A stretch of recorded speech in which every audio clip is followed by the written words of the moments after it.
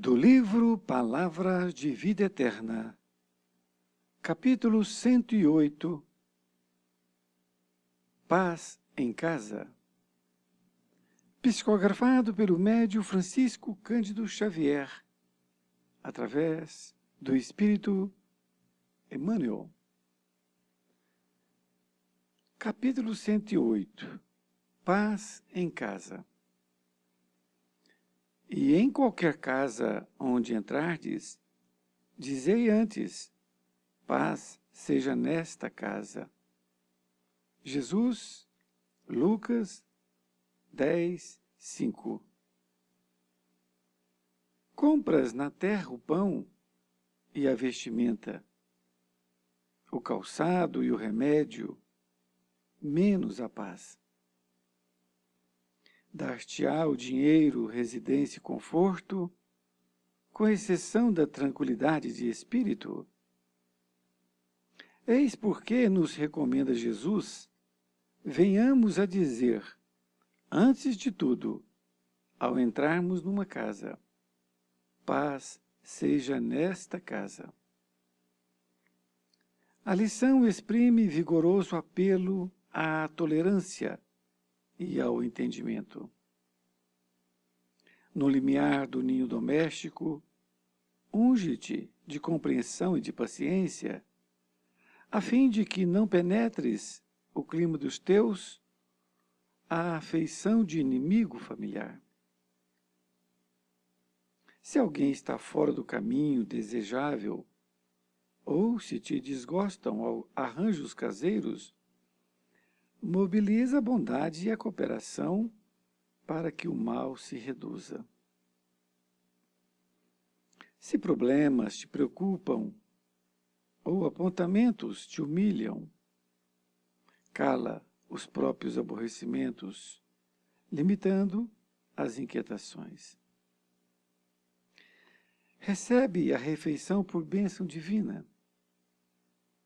Usa portas e janelas sem estrondos brutais. Não movas objetos de arranco.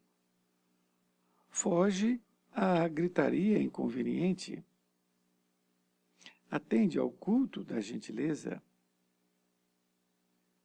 Há quem diga que o lar é o ponto do desabafo, o lugar em que a pessoa se desoprime. Reconhecemos que sim.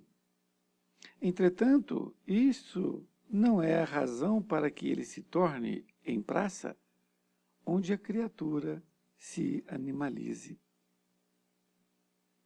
Pacifiquemos nossa área individual, para que a área dos outros se pacifique. Todos anelamos a paz do mundo.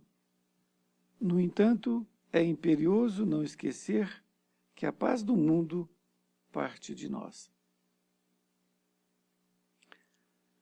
Querido amigo, querida amiga, aqui estamos diante do capítulo 108 deste livro, que possui 180 lições.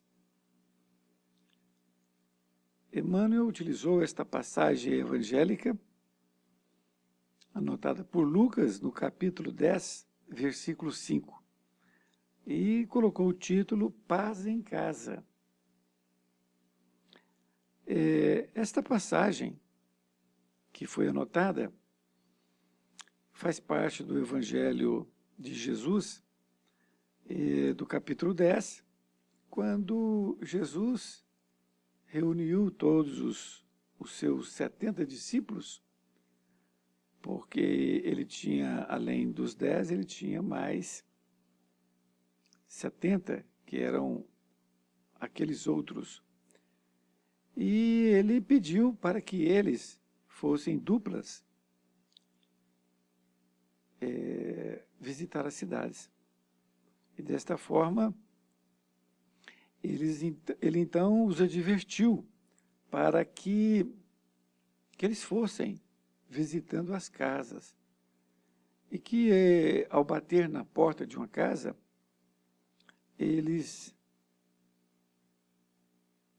em qualquer casa que fosse, eles, para entrar, eles então iriam dizer: paz seja nesta casa. E advertiu ainda que se a casa não fosse aberta para eles, e se não tivesse ali a receptividade para recebê-los, é porque aquela casa não estava em paz e não queria paz. É muito interessante isto, porque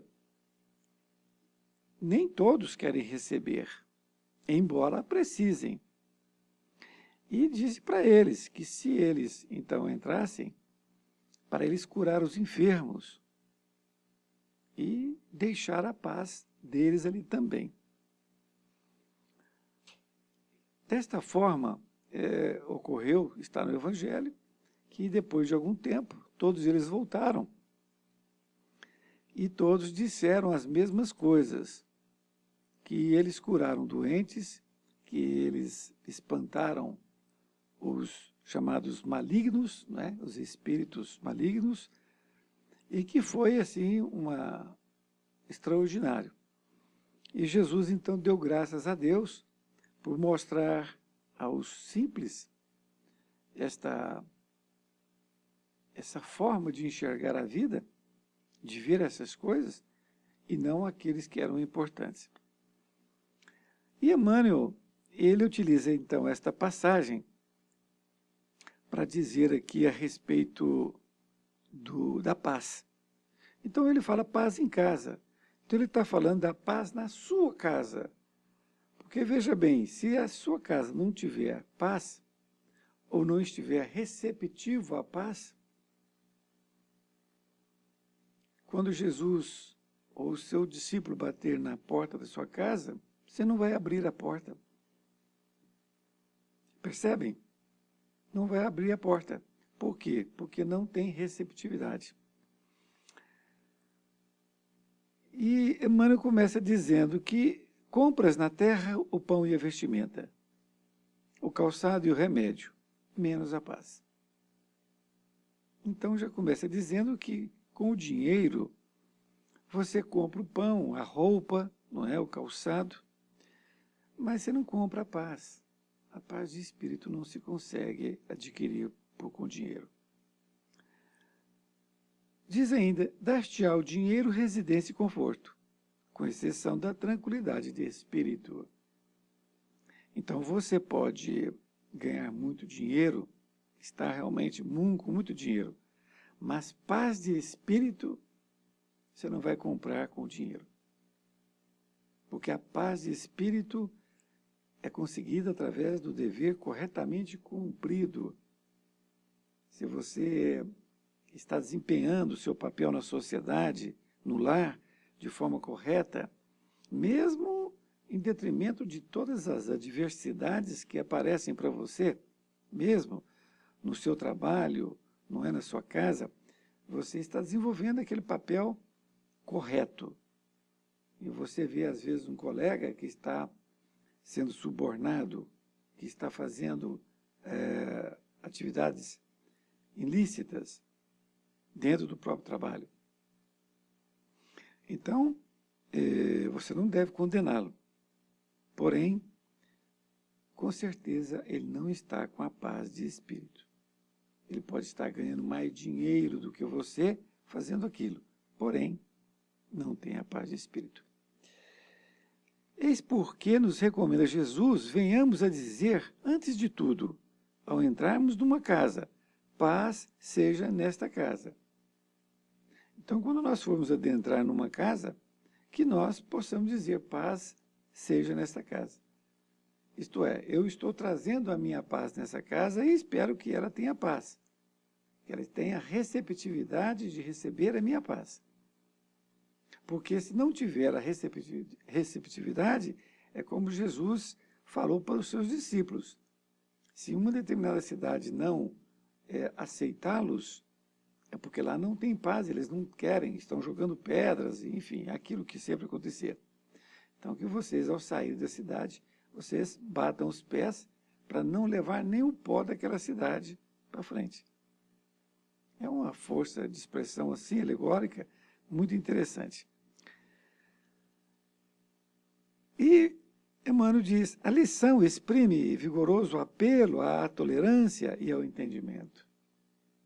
Então, com esta colocação de paz seja nessa casa, Emmanuel está nos ensinando que nós temos que estar realmente exprimindo a nossa tolerância e nosso entendimento ao chegarmos numa casa. No limiar do ninho doméstico, unge-te de compreensão e de paciência, a fim de que não penetres no clima dos teus a afeição de inimigo familiar.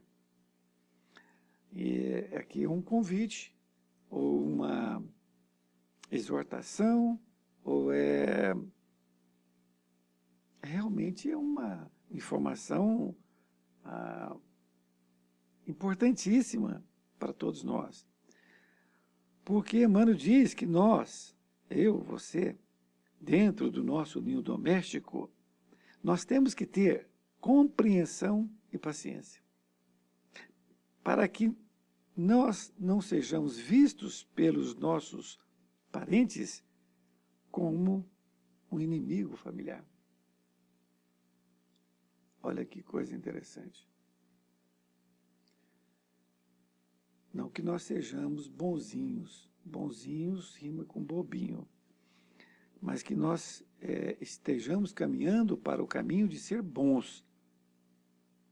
E para isto, nós não temos que ter essas atitudes de querer imperar a nossa vontade dentro do seio familiar, seja por qual motivo for, que seja nós os detentores do dinheiro que leva para aquela casa.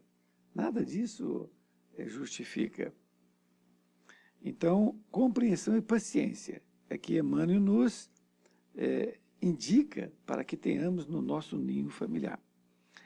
Se alguém está fora do caminho desejável, ou se te desgostam os arranjos caseiros, mobiliza a bondade e a cooperação para que o mal se reduza. Então vejamos. Se você tem dentro do seu lar uma pessoa que está num caminho não muito bom, está entrando num caminho que você percebe que aquilo ali não vai ser bom para ele. E ele, por imaturidade, muitas vezes, quer ter suas próprias experiências, mesmo que sejam negativas. Você tem que mobilizar a sua bondade e a sua cooperação para que o mal se reduza. Porque se você fizer assim, veja bem, ele não falou para você acabar com o mal. Ele não falou, ele não colocou essa coisa como um objetivo, eu tenho que acabar com o mal. Não. Porque o mal acaba se o outro também quiser. Não é isso? Então, para isso, é necessário que você dê a sua participação dentro do seu familiar. Qual que é a sua participação? É que você tem que ter bondade e cooperação. Falar com tranquilidade para a pessoa, para que ela possa perceber o caminho que ela está indo. Porque se você conversa com ela, explica para ela, ela vai entender e ela pode fugir do mal. Mas se ela quiser, ao sair da sua casa, da casa de vocês, ela vai fazer o que bem entende. Então é por isso que você tem que conscientizá-las. Conscientizá-las, essas criaturas, para que elas possam perceber o caminho que não está sendo desejável ela prosseguir. Continua dizendo, se problemas te preocupam, ou apontamentos te humilham, cala os próprios aborrecimentos, limitando as inquietações. Então, se por acaso você vai conversar com essa pessoa, seja uma esposa, um esposo, um filho, você vai falar com ela de forma humilde, naturalmente, né? Não de querer impor as coisas. Essa pessoa começa a ofender você com palavras, com atos, enfim. Emmanuel fala para nós calarmos os nossos próprios aborrecimentos. Simplesmente calamos, porque senão nós vamos agravar mais ainda a situação. Emmanuel diz, recebe a refeição por bênção divina. Significa isso? Que quando nós formos almoçar, nós temos que agradecer a Deus pelo alimento. Agradecer. Olha, se nós temos que agradecer aquele alimento por bênção divina, há pessoas que acham isso uma trivialidade, ou seja, uma coisa até simplória. Eu tenho dinheiro, eu compro, etc. Nada disso. Você pode até achar que não vai faltar comida na sua mesa. Pode. Pode até achar que não vai faltar. Mas nós temos que comer comida que nós tenhamos ali naquele momento, essa bênção divina. Um alimento sagrado. Porque aquilo vai fazer bem para o nosso corpo físico e corpo espiritual. A casa pode estar cheia de comidas das mais caras, não é? Mas a família está ali em amplo processo de degradação. Pode estar brigando, fornicações, todo tipo de coisas ruins. Estar comendo ali juntos uma comida caríssima. E não estão nem aí para a bênção divina sobre aquela comida. Aquela comida não é abençoada e eles vão continuar do mesmo jeito. E a paz na casa não existe. Percebem que quando fala a bênção divina de uma refeição, não é somente a hipótese de não tê-la para o dia de amanhã. É sim mesmo para nós absorvermos aqueles nutrientes com todas as suas condições, as suas condições para alimentar o nosso corpo, não é? Com todas as vitaminas, com todas as suas propriedades. Emmanuel diz, usa portas e janelas sem estrondos brutais. Aqui ele se reporta aquelas desavenças que existem entre os integrantes da família. E aí, um lá discute com o outro, fala mais alto, o outro grita, aí o outro entra para o seu quarto, por exemplo, e bate à porta, de tal forma que quisesse rebentar a porta. E acaba estragando a porta mesmo. Mas o problema de arrebentar a porta até não é tão grande. O problema é o efeito que isso dá em toda a casa. Porque uma discussão que chega a esse nível, é possível que o clima não tenha paz nessa casa. Não é? Porque ao invés de conversar e chegar num acordo, há uma cisão nesta comunicação entre elas. Aí fica dias e dias sem conversarem, aquelas coisas que não levem a nada. Continuo dizendo, não movas objetos de arranco.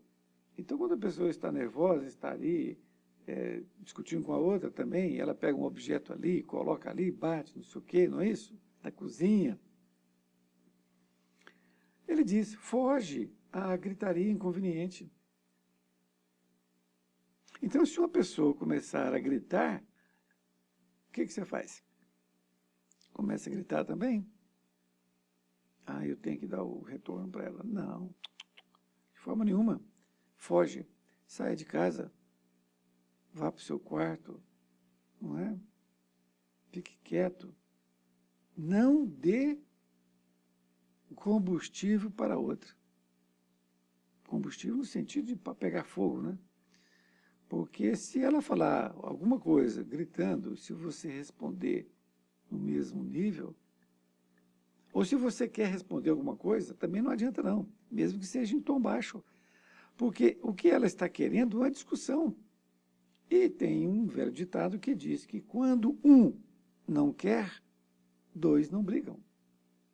Ninguém briga sozinho, não é? Então, o fugir da gritaria é essa atitude que você vai ter diante daquele que está desequilibrado, diante daquela pessoa, daquele familiar, ou daquela pessoa de fora, tanto faz, qualquer pessoa que esteja em desequilíbrio. Ela está se afogando no rio. Lembre-se disso. E se você for salvá-la, você não consegue naquele momento. Por quê? Porque como ela está desequilibrada, ela vai te puxar também, como se fosse um ponto de apoio, e vai os dois se afogarem juntos. Continua dizendo, atende ao culto da gentileza. Isto é, que você possa manter a gentileza, mesmo em detrimento de tudo que está acontecendo. Há quem diga que o lar é o ponto de desabafo, o lugar em que a pessoa se desoprime. Reconhecemos que sim, entretanto, isso não é razão para que ele se torne em praça onde a criatura se animalize. Então, Emmanuel se reporta que as pessoas dizem que o lar é o ponto de desabafo, onde a pessoa se desoprime, ou seja, o lar realmente é um ponto de desabafo, que a pessoa se desoprime, a pessoa se sente segura, não é? Agora, não é um ponto onde a pessoa vai se animalizar. Emmanuel coloca muito bem, porque não tem nada a ver uma coisa com a outra. O lar é um momento que você vai estar com aqueles que te amam e que você possa conversar com elas sobre, desabafar com elas as suas angústias que você está tendo, não é? E ali é um porto seguro para que você tenha ali um conselho e que você vai se desoprimir. Então você vai sentir menos a carga te oprimindo. Agora, animalizar? Não, isso não. O que é animalizar? É a pessoa está com um problema lá fora, no seu trabalho, coisa parecida, ela passa no boteco, toma umas para se desoprimir, como eles acham, e, na verdade, a bebida só vai exaltar, porque depois tem a ressaca, vai continuar o problema do mesmo jeito. E aí ele chega em casa cheio de razões. E chega em casa, mesmo que a família não fale nada, ele chega chutando literalmente o balde, como dizem. E dessa forma, ele está se animalizando ali junto à sua família, ou seja, exteriorizando aquelas tendências ainda de nossa era animal. Continua dizendo, pacifiquemos nossa área individual, para que a área dos outros se pacifique. Então, que nós possamos nos pacificar.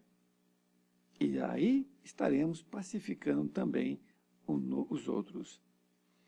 Na conclusão, Emmanuel diz, todos anelamos a paz do mundo. No entanto, é imperioso não esquecer que a paz do mundo parte de nós. É muito interessante isso, porque muitos dizem, a paz do mundo, a paz do mundo, a paz do mundo, esperando que a paz chegue até a ele. O mundo não vai te mandar paz. É o contrário. O sentimento é seu. Você que deve mandar paz ao mundo. Você que tem que contribuir com a sua paz. Mas o outro não faz a parte dele, é problema dele. O problema seu é você. Porque se você fizer a sua parte, está resolvido o problema. Você vai contagiando as pessoas à sua volta. Então, seja você o primeiro a dar o passo à frente, se reformando intimamente para que você possa ser aquele que está levando a paz em todos os lugares e principalmente na sua casa. A lição é extraordinária, muito aqui aprendi e espero também que você tenha aprendido. Um grande abraço e até mais ver. Fique com Deus.